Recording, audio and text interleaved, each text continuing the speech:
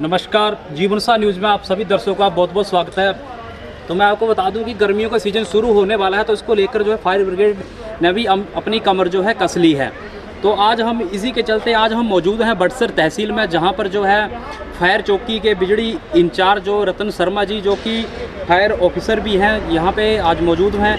तो फायर चौकी बिजली में पिछले काफ़ी लंबे समय से जो है जो आपदा के समय में जो वस्तुएँ जो ज़रूरी चीज़ें थी, उनकी आवश्यकता थी, तो उसको लेकर उन्होंने एसडीएम महोदय से जो है एक लिखित में एक पत्र दिया जो जिन जिन चीज़ों की आवश्यकता थी उनको लेकर।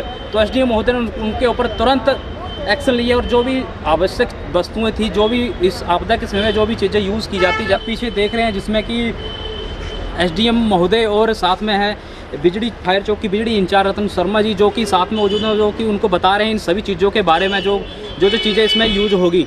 तो आज हम एसडीएम महोदय से ही बात करेंगे और जो फायर चौकी बिजली इंचार्ज रतन शर्मा जी, उनसे ही बात करेंगे। और इसको लेकर जो है एसडीएम महोदय द्वारा जो है एक बहुत ही बड़ा इनिशिएटिव लिया गया, क्योंकि ये जो भी ये फायर आपदा के समय जो भी वस्तुएं दी गई है, हिमाचल प्रदेश में पहली बार ऐसा हुआ है जो कि ये सब वस्तुएं जो हैं किसी फायर चौकी को मिली है। तो चलिए हम आपकी बात कराते हैं एसडीएम महोदय से भी, और जो फायर चौकी बिजली इंचार्ज है उनसे भी बात करवाएंगे आपकी। तो चलिए आपकी बात कराते हैं एसडीएम महोदय शशिपाल शर्मा जी से। धन्यवाद। सबसे पहले तो मैं ये बताना चाहूँगा कि आज जो आने वाला जो गर्मियों का सीज़न है उसमें आग से संबंधित घटनाएं ना हों, और यदि होती हैं तो उसमें जान माल की नुकसान को हम कम से कम कर सकें, उसके संदर्भ में हमने आज विभागीय तौर पर बैठक रखी थी और उसमें इन बातों से जुड़े हुए सभी पहलुओं पर विस्तार से चर्चा की गई और विभिन्न विभाग के अधिकारियों को और जो बाकी स्टेक होल्डर्स हैं, चाहे ग्राम पंचायतें हैं या स्थानीय निकाय हैं, उनको जो है तो इस संदर्भ में निर्देश दिए गए। इसी कड़ी में क्योंकि जो सिविल डिफेंस और फायर डिपार्टमेंट हैं, उनका एक महत्वपूर्ण रोल जो है तो आपदाओं के समय पर प्रथम रेस्पॉन्डर के तौर पे रहता है कि जब उनको सबसे पहले जानकारी जाती है कि यहाँ पर ये हादसा हो गया है और आप उनको निकालने के लिए या उनको रेस्क्यू करने के लिए आवश्यक कार्रवाई करें, तो वो जब वहाँ पर जाते हैं तो कई बार ऐसा ध्यान में आता है कि शायद ये इक्विपमेंट अगर होता तो हम ज़्यादा अच्छी तरह से और समय बचाते हुए और लोगों की जान बचाते हुए जो है तो इसको अंजाम दे पाते।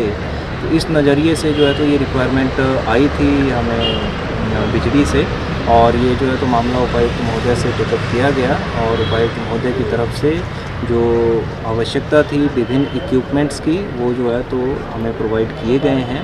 और आज इस बैठक में क्योंकि बाकी विभाग के अधिकारी भी आए थे और फायर डिपार्टमेंट के इंचार्ज हैं रतन शर्मा जी, वो भी आए थे, तो इनको आज ये इक्विपमेंट्स हम हैंड ओवर कर रहे हैं ताकि इनका बेस्ट यूटिलाइजेशन लोगों की जान माल और इस प्रकार की परिस्थिति से निपटने के लिए किया जा सके, इसलिए इन्हें हैंड ओवर कर रहे हैं। जी सर, बहुत बहुत धन्यवाद। हम प्रशासन की तरफ से, जैसे अभी गर्मियों का सीजन शुरू होने वाला है तो बहुत सी आगजनी की घटनाएं सामने, तो उसको लेकर प्रशासन की तरफ से क्या कार्रवाई की जाएगी आगे, या लोगों को क्या निर्देश दिए जाएंगे इसको लेकर? जी, आज की बैठक में हमने ये निर्णय लिया है और विभागों को और पंचायत के प्रधानों को वीडियो साहब के माध्यम से ये निर्देश दिए हैं कि प्रत्येक पंचायत में वार्ड स्तर पर जो है तो जो भी एबल बॉडीड लोग हैं उस गांव के, उनकी एक कमेटी बनाई जाए और लोगों को अवेयर किया जाए कि जो जंगल हैं, पेड़ हैं, जीव जंतु हैं, वो हमारी ही संपदा है। उन्हें आग से बचाने के लिए हमें प्रिवेंटिव मेजर्स करने चाहिए, ताकि जैसे कि कूड़ा करकट आसपास घरों के आसपास ना रखा हो, जंगलों में जो चील पत्तियां गिरी होती हैं उन्हें इकट्ठा करके जो हैं तो वन विभाग के माध्यम से उन्हें डिस्पोजल के लिए भेजें, और किसी भी प्रकार से आग को बढ़ावा ना दें या कोई ऐसी एक्टिविटी ना करें कि नेचुरल तरीके से या किसी प्रकार से जो नेचुरली जंगलों में घरों के आसपास आग। जी, बहुत बहुत धन्यवाद सर आपका। तो अभी हमने आपकी बात करवाई एसडीएम महोदय से, जिन्होंने आपको विस्तार से इसके बारे में बताया। तो अभी हमारे बीच में मौजूद हैं बिजली चौकी इंचार्ज रतन शर्मा जी, हम उनसे बात करेंगे। सर नमस्कार। सर, ये जो प्रशासन की तरफ से आपको जो सुविधाएं चाहिए थी वो आपको फायर सीजन को देखते हुए जो फायर सीजन के समय मिली, उसको लेकर आप प्रशासन के लिए क्या कहना चाहेंगे? सबसे पहले मैं वडसर एसडीएम डॉक्टर शशिपाल शर्मा जी का अग्निशमन विभाग की तरफ से अपने chief fire officer Shri Jagdish Chandra Sharma ji की तरफ से अपने director general doctor Shri SP Singh IPS की तरफ से अपने कमांडेंट श्री सुशील कुमार कौंडल की तरफ से और अपने सभी कर्मचारियों की तरफ से एसडीएम का मैं बहुत बहुत आभार व्यक्त करता हूं, बहुत बहुत धन्यवाद करता हूं, जिन्होंने एक नई पहल की है कि अग्निशमन विभाग को इतने सारे उपकरण जो भिन्न भिन्न आपदाओं में प्रयोग किए जाएंगे पहली बार जो है वो प्रशासन ने हमें उपलब्ध करवाए हैं। मैं इनका बहुत ही आभार व्यक्त करता हूं और उम्मीद करता हूं कि आगे भी ये प्रोसेस जो है वो जो भी हम इनके माध्यम से डिमांड रखेंगे वो पूरी होगी। सर देखा जाता है कि गर्मियों के मौसम में जो है वो आग की घटनाएं बहुत ज़्यादा हो जाती हैं जी। और अभी जो ये सारी इक्विपमेंट्स यहाँ पे आपको प्रोवाइड करवाए गए हैं उनके बारे में भी हम जानने का प्रयास करेंगे आपसे जी। लेकिन अब कितनी सहूलियत हो जाएगी इसको मिलने के बाद और पहले कितनी दिक्कतों का सामना करना पड़ता है? पहले सर जब भी कोई हमें आग की घटनाएं घटती थी, जैसे मानो एलपीजी की घटनाएं घटती थी, उस वक्त जो था वो हमारे पास थोड़े उपकरणों की कमी थी। तो उपकरण तो थे हमारे पास, पर लेकिन अगर कभी एक साथ 8-10 घटनाएं हो जाएं तो उस दशा में जो हमारे जो उपकरण थे वो कम पड़ जाएंगे। इसीलिए ये जो हमने डिमांड रखी थी उन उपकरणों की, वो आज वो ये उपकरण जो है वो पर्याप्त मात्रा में हमारे पास इतने पर्याप्त मात्रा में उपकरण उपलब्ध हो गए। अगर 10 घटनाएं भी एक साथ घटती हैं तो हम उन 10 घटनाओं के ऊपर भी जो है वो पूर्ण रूप से काबू पाएंगे। तो इसके लिए जो है मैं बहुत ही शुक्रगुजार हूं कि इतने सारे उपकरण जो है आज हमें मिले, भिन्न भिन्न प्रकार के जो मुझे उपकरण मिले, जिनकी मेरे पास ये लिस्ट है, मैं आपके माध्यम से जो है वो इसको शेयर करना चाहूँगा। तो मुझे जो है 10 नंबर की लाइफ जैकेट एक बार दिखाते भी हाँ, साथ साथ में तो हाँ, ज़्यादा बढ़िया जी। हाँ 10 नंबर की जो मुझे लाइफ जैकेट जो है वो एसडीएम साहब के माध्यम से मिली है।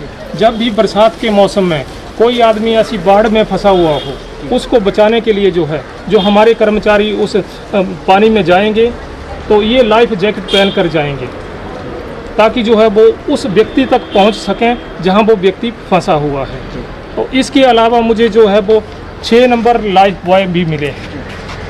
ये इसलिए मिले हैं जो व्यक्ति उस बाढ़ में फंसा हुआ है, जब भी हमारा व्यक्ति उस जो हमारा कर्मचारी वो जो हमारा फायर फाइटर होगा वो उस व्यक्ति को बचाने के लिए जाएगा तो इसको भी साथ लेकर जाएगा, ताकि जो व्यक्ति उस व्यक्ति को जो वो इसको पहनाएगा, इस उस व्यक्ति को जो पहनाने के बाद जो है वो पानी में से जो वो आसानी से बाहर निकाला जा सकेगा, वो उससे डूबेगा नहीं। इसके बाद जो है मुझे ये 6 नंबर CO2 4.5 kg के जो हैं ये मुझे जो है आज एसडीएम महोदय के माध्यम से ये 4.5 किलो का है। ये इसमें 4.5 किलो जो है वो कार्बन डाइऑक्साइड की गैस है।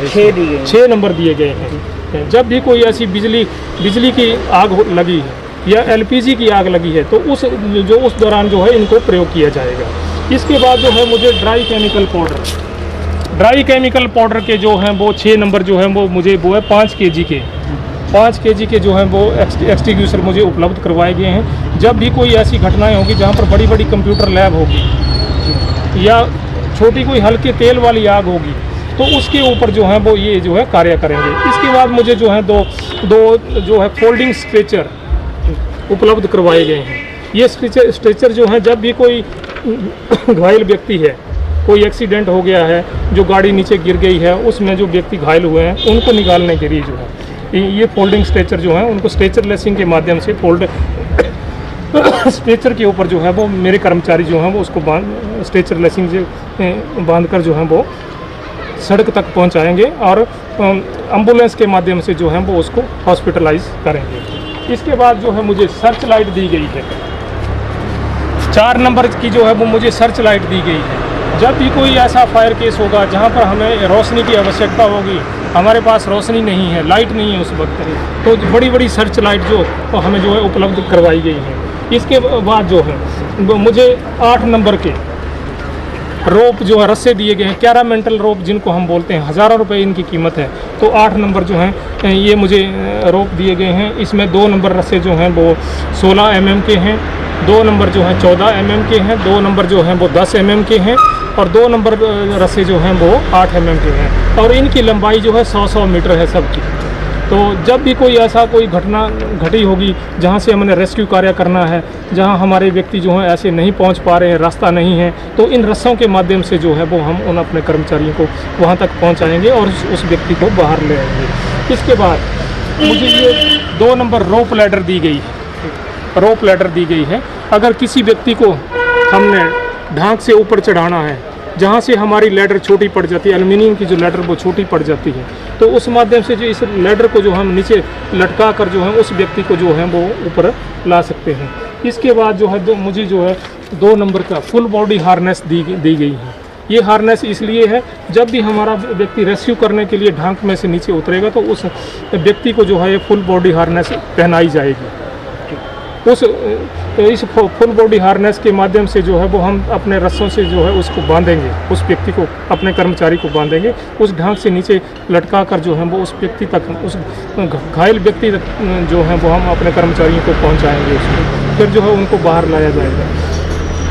इसके बाद मुझे 5 कंबल, काले कंबल, ब्लैंकेट दिए गए हैं। ये ब्लैंकेट इसलिए दिए गए हैं जब भी कोई घटना घटती है, जब भी हमने किसी व्यक्ति का रेस्क्यू करना है तो स्ट्रेचर के ऊपर जो है इस कंबल के बीच में हम उसको जो है वो लपेट के स्ट्रेचर लेसिंग के माध्यम से जो है हम उस व्यक्ति को जो है वो सड़क तक पहुंचाएंगे और उसके बाद जो है वो हॉस्पिटलाइज करेंगे। इसके बाद मुझे 10 नंबर के हेलमेट दिए गए हैं। सबसे बड़ी बात, जो 10 नंबर के हेलमेट मुझे दिए गए हैं इनमें सभी में सर्च लाइट लगी होगी, सर्च लाइट लगी होगी। जब भी रात के समय कोई ऐसा रेस्क्यू ऑपरेशन होगा जहाँ पर जो है हमारा कर्मचारी जो है किसी बिल्डिंग में अंदर जा रहा है, लाइट नहीं है, तो उसके ऊपर जो है सिर के ऊपर जो हेलमेट लगा होगा और उस हेलमेट के बीच में जो है सर्च लाइट लगी होगी। तो उस सर्च लाइट के माध्यम से जो है वो उन कैजुअलिटियों को वो ढूंढ पाएगा और अपना रास्ता जो है वो बना पाएगा।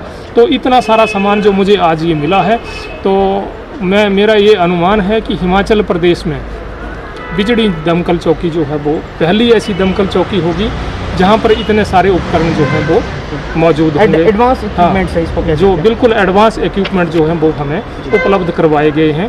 तो मैं इन उपकरणों को उपलब्ध करवाने के लिए जो है आदरणीय डॉक्टर शशिपाल जी, SDM बड़सर का, अपने कमांडेंट श्री सुशील कुमार कोंडल जी का दिल की गहराइयों से और जिला प्रशासन DC महोदय जी का दिल की गहराइयों से अग्निशमन विभाग की तरफ से जो है वो हार्दिक धन्यवाद करता है, आभार व्यक्त करता हूँ। इन्हीं के साथ, इन्हीं शब्दों के साथ जो है मैं अपनी वाणी को विराम देता हूँ। बहुत बहुत सर, आपसे आखिरी सवाल, फायर सीजन को लेकर इस बार फायर विभाग कितना तैयार है? फायर सीजन को मद्देनज़र रखते हुए जो है वो मेरे पास जो है 2 गाड़ियाँ जो 24 घंटे उपलब्ध हैं। जो मेरे 2 टर्नआउट होंगे, दोनों गाड़ियों के ऊपर जो है 24 घंटे मौजूद रहेंगे। जब भी कोई आग की घटना घटेगी जी, तो 1 मिनट के अंदर जो है वो हमारी अग्निशमन विभाग की गाड़ी जो है वो उस अग्निकांड को कंट्रोल करने के लिए जो है वो रवाना होगी। 1 मिनट से ज़्यादा 1 भी सेकंड जो है वो उसकी देरी नहीं होगी।